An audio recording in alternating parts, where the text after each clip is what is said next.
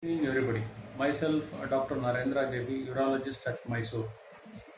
Today, I want to share a few knowledge regarding the men's health, basically due to prostate. Prostate gland, it is one of the most important gland, has its varied function, which I was going to explain now. Everybody aware about basic organs like liver, kidneys, brain, and heart, and less known fact about what is called as a prostate. Then, what is this prostate? Prostate is an walnut shaped gland which is situated at the base of the male urinary bladder.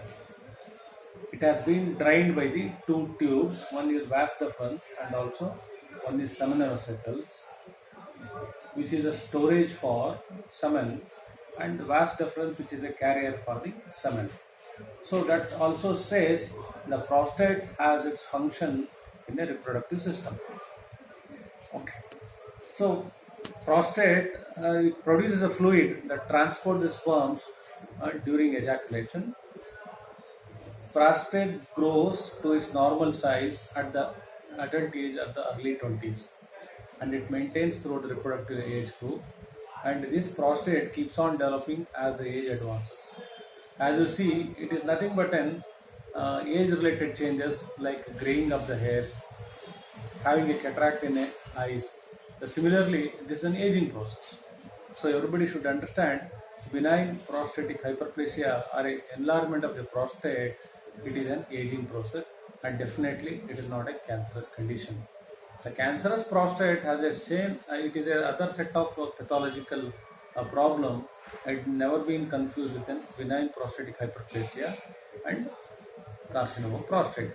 So benign prostatic hyperplasia or an enlarged prostate gland are seen in about 8 to 10% of the population, less than 40% of age group, more than 50% of the patients in the age group of 50 to 60. In the age group of 70 to 80, you will see 70%. In the age group of more than 80 years, 100% of the patients having symptoms of due to enlarged prostate gland.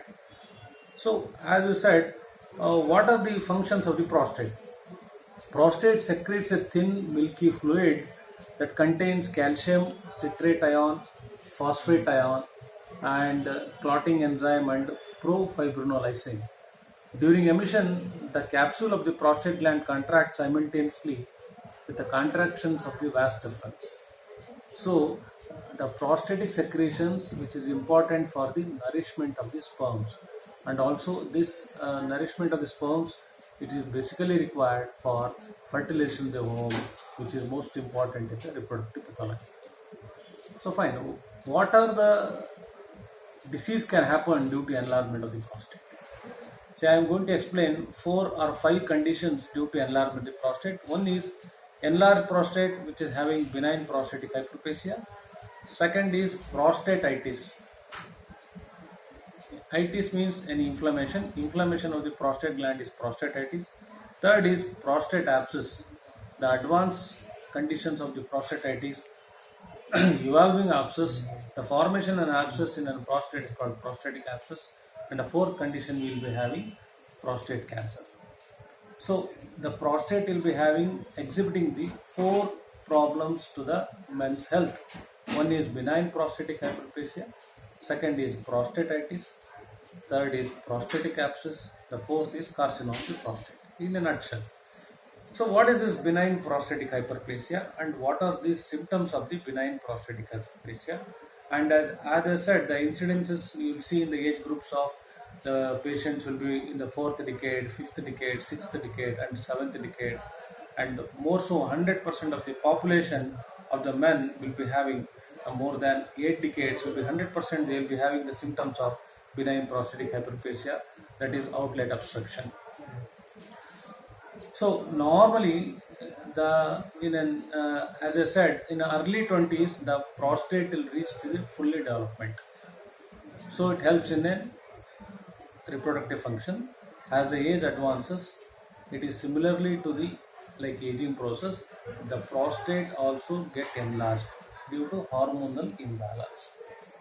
due to a hormonal impact. There is a hormone called as dihydrotestosterone, which has been increased levels in the age group when the age advances, and it is 10 times more potent than testosterone.